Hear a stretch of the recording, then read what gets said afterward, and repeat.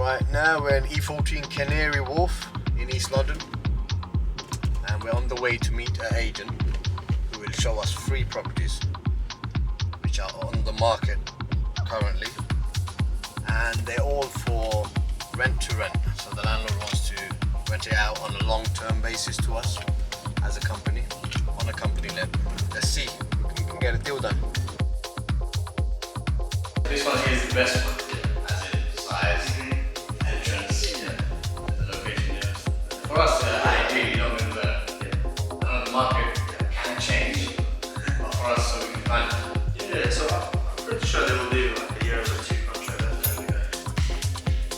So good news, I would put it off on all 3 of them. You will? I will. But let's see if the landlord likes it.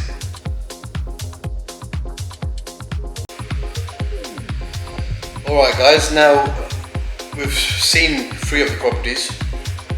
We've had a good inspection, we've had a good look through it, and I've got an idea of what we can offer and what we can forecast to be the costs, the outgoings and the income from the properties. So I'll do a quick read through them to give you an idea of what I look out for. So now in the first apartment in E14, that one is a total of 4 bedrooms we can utilize, and it will have a small living room as well. We can take it on board, we can find tenants for it very quickly. The vital part of it, you have to calculate the incoming and the outgoing. It's not as simple as only calculating the income and paying the rent to the landlord and having a margin. There is outgoings involved. So there is council tax, there is water, gas, electricity, there's broadband. All of these need to be accounted for. Unless it's agreed with the tenants, they will pay it. Usually HMO landlord will be paying it as part of the outgoing expenses.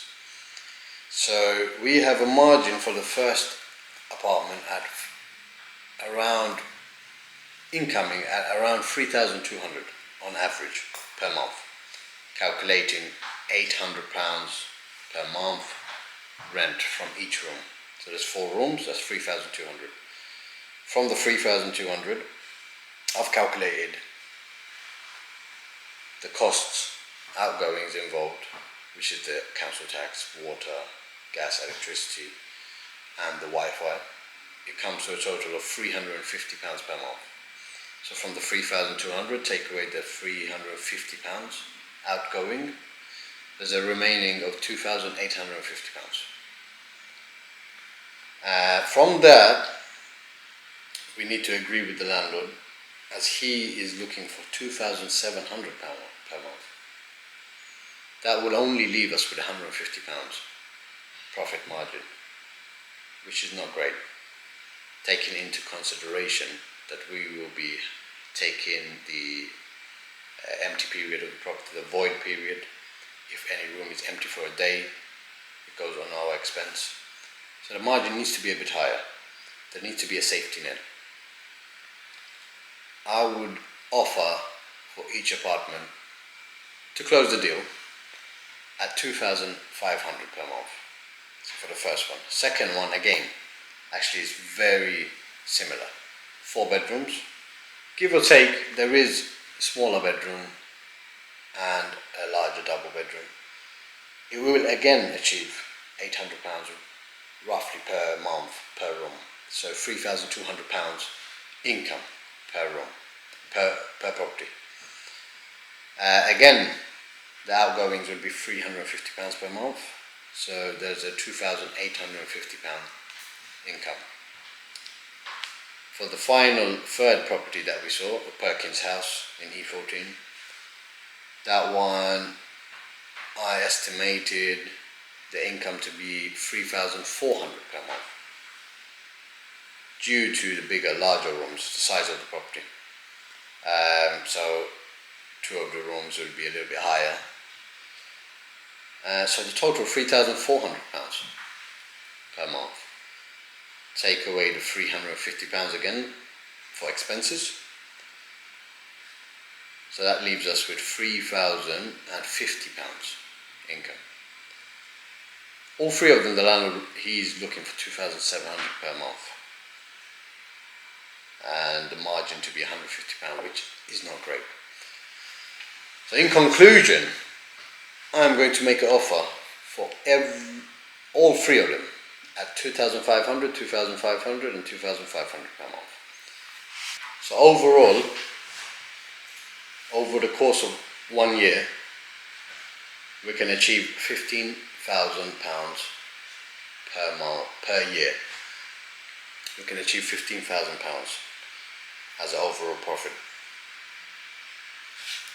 for all three of the properties. If we do a 36-month contract, 3 years contract, that's a total of £45,000 profit.